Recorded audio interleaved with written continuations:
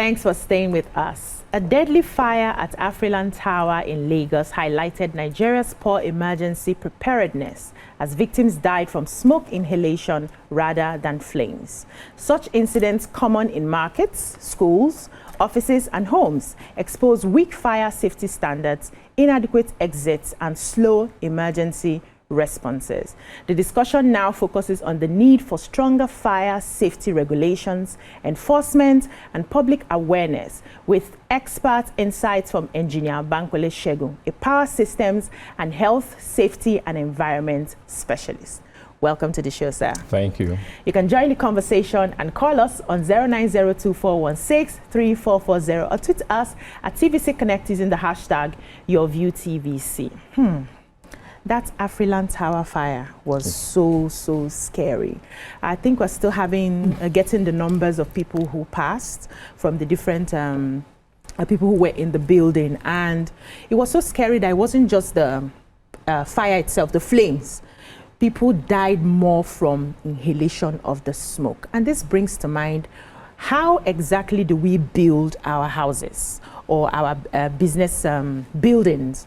What sort of protection or safety measures do we put, especially in commercial buildings, and how do you think we can improve on that to avoid fire outbreaks like this? Yeah, thank you. Speaking about the incident in the past week, we've realized the issues with safety in buildings, both homes and commercial places.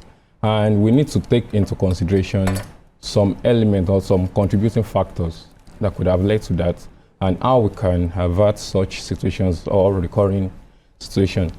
Yeah, one of the main issues there is first off, the common one, which is the human error.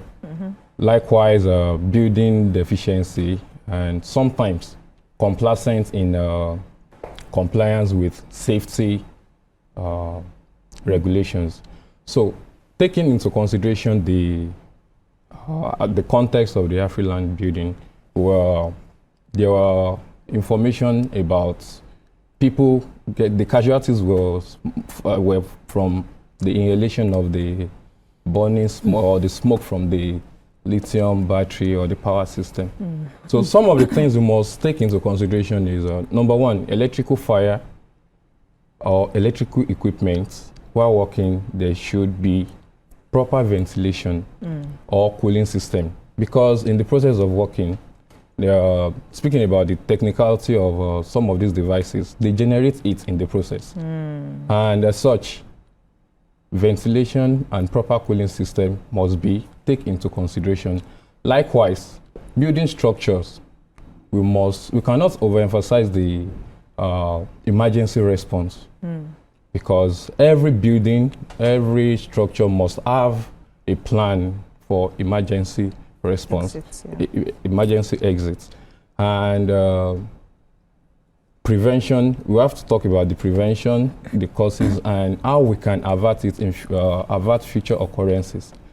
So, Engineer, this we were just arguing earlier that most of the victims would have died from the smoke inhalation in the building, and the way it was handled. So we discussed in our layman idea. You know that you are the expert. We were discussing exits, ground floor fire, and all of that. It will help if you had a knowledge of how this building was, and whether they didn't have an escape, so that because people have died from it, so that we're guided in how we'll analyze this. Where was the exit? How did this fire even start in the first place? And were there preparation for it, such that everything that needed to be done had been done, but this was an act of God? How do you even... Speaking of fire outbreaks are often unpredictable, destructive, and could even be fatal. And sometimes it's not spontaneous. There could have been indicators. There could have been things that would have led to that. Fire don't just come to start. We should understand that, speaking of fire, there are three elements that must be present before there will be a fire outbreak. We have the fuel, any combustible material, paper, wood, plastic, and so on. Likewise, there must be heat and there must be oxygen. So all three elements must be present before we have fire, before fire can start. And to ensure that we don't have similar recurring situations, we must make sure. You mentioned something about how the building structure, emergency exit. It is very, very important that the emergency exit must be such that there are access to emergency exits in all buildings. We realize that some buildings and structures don't comply with some safety measures and regulations, and it can lead to a whole lot of... So that means you didn't, it's not like you've seen the building plan of this particular Afriland building we're talking about, no? Based on information gathered, yes. Realize that they said the issue started from the power room, yes. The inverter, the power room, and we realized that some of these casualties was from the inhalation of the what we saw videos that they were trying to escape through breaking the glass and jumping down, and that's what made a lot of novice to feel like maybe there was no proper fire escape. But I feel like, as an expert, I know that you will not get a building approval for a high rise in Lagos without having fire and an alternative exit built into it. So I wanted to know if you... And insight to that is for constructions for buildings, there are provisions for safety measures, smoke detectors, alarm systems, fire sprinklers. Fire sprinklers. I don't think these people had fire sprinklers. Because the building doesn't look like the building got burnt to the top. It's the building, the fire, like what's from the... Yeah, the building, but God building no remain. Because the foundation is gone. Yes, I know, but the upper structure was not looking like there was going up. Yes, but so the smoke got up. Yeah. So I'm like, my thought was, health and safety, HSC, that HSC, they usually do fire drills.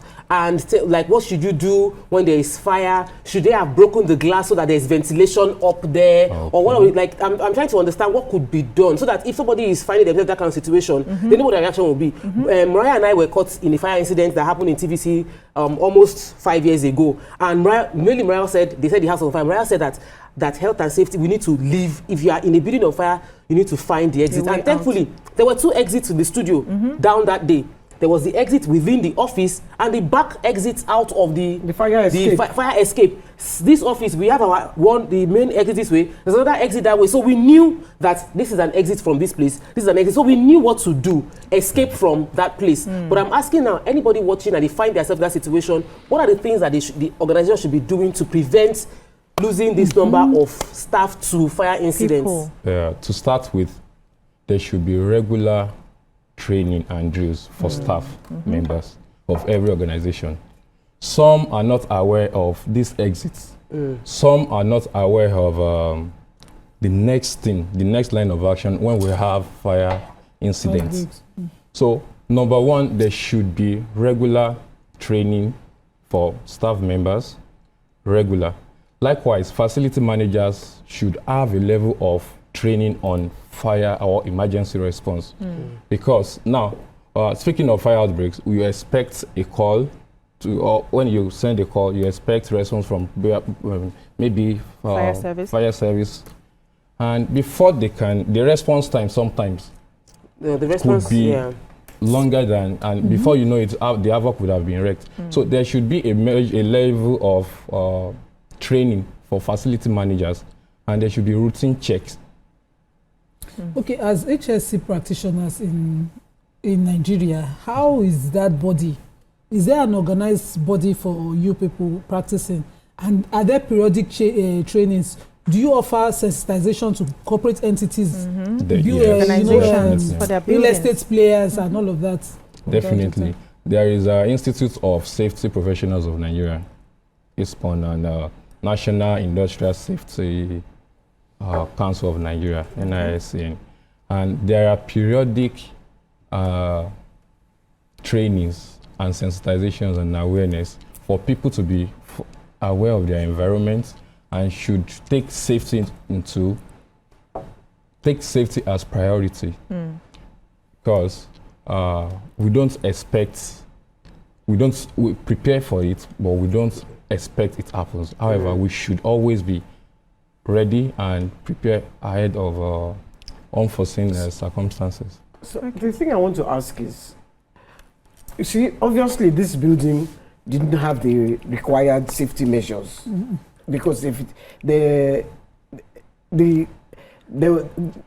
was no fire alarm, because a lot of buildings now should have fire alarms, especially high-rise buildings, so that when there is more smoke than usual, the fire alarm has gone.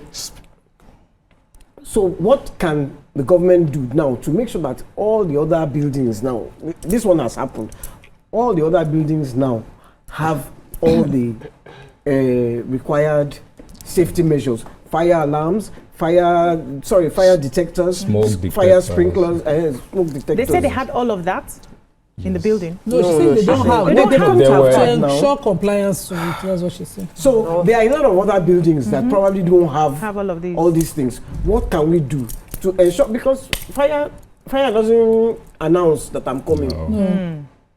So what can the government do? People do. I have my own building. What can I do to make sure? Basically, from the electrical part of this conversation, smoke detectors, fire alarms, they operate the electronic devices, which also operates on electricity. So if there's no light, the power is out. So sometimes they work one of three ways. It's either strictly hardwired into the building's electrical system, powered by the mains, or some operate on batteries, or a combination of both. So in situations like this, an insight to this is sometimes inverter systems are used as backup, energy backup. Yeah. In case there is no electricity, grid supply. So in this situation, it could have been that the inverter was overworked. Yes. And when, as a backup, the backup system is already faulty. The smoke detectors, or how do I put it now? The smoke detectors and the fire alarm system, we will know how they operate, probably on grid supply. Maybe you will know for this fire. Yes. Whether it was because probably the inverter is working as a backup. Now, if the backup system is already faulty, some of those detectors or security measures are basically... Let me hold you a bit, Engineer Bankole. We'll take a short break now. When we come back, we'll wrap up this conversation. Stay with us. Stay tuned. Your View will be right back. Welcome back. We're still talking about the Afriland Towers fire outbreak, and we're trying to find solutions to such incidents so that it doesn't repeat itself. So because of time, I'd like you to give us an overview of what you think we should be doing going forward from the inception. When you are building, you're constructing your building, what do you think the people who are going to be paying attention, maybe the town planning people, what should they look out for? They check all these things. Do they monitor? Real estate sites, do they follow health and safety official? The people who live in the building as well, who we have a management problem. After a while, everybody just relaxes. Need to go through certification. So how often do you think some of these checks and some of these trainings should be going on in such buildings? To start with, way forward, the government should enforce safety compliance. Likewise, sanction non-compliance. That's one. Number two, there should be training, like I said, for facility managers, such that the building, whatever the building there should be a routine check. Okay. Likewise, a regular check. Also, there should be a system put in place such that when such provisions are not met, they should be sanctioned. And sometimes when these officials come to inspect, they should ensure that buildings comply, buildings and private organizations make sure they comply with these rules and regulations. I think this advice is for the people who want to rent. Who want to rent the houses, right? Because as YK explained, when they come, they'll just come and make money. Compliance is not something that is enforced. So I think the businesses, I don't want to mention protect, to protect your citizens. Do advert for any business, but the businesses, the quality businesses that rented the floors of that building, you would wonder why. So we take things for. I just feel like on final note that because while we were on break, all of us were discussing our own offices and our fire, our fire preparedness, and we want to advise. It's better to learn from other people's experiences. So if you have an office, go check in your fire extinguisher if it's up to date, if it has not expired. If your fire extinguisher has expired, go and service your fire extinguisher. If you have never done any training this year on health and safety, bring in an health and training expert. Do a fire drill. If this happens, what do we do? Do simulation. How do we move? So that everybody is at least have an idea. Let's learn from this. Let's take this as a learning curve for everybody. Let's not make it, because if you now do government will now come and now start saying we want to do fire, it will cost all business owners money. It will not still make any lasting difference. We should take responsibility. So you're saying the business owner should take responsibility for protecting their space. citizens. Then we can say fire, putting out the fire, we'll leave that one for firefighters, but at least the one for I think it's securing important lives, that everybody has fire extinguishers and learn how to also use it. But I think where the government comes in now is to make sure that when the fire people come and inspect, they're really coming to inspect, not to come and collect. Go off mic, don't break the table. Is your mic still on?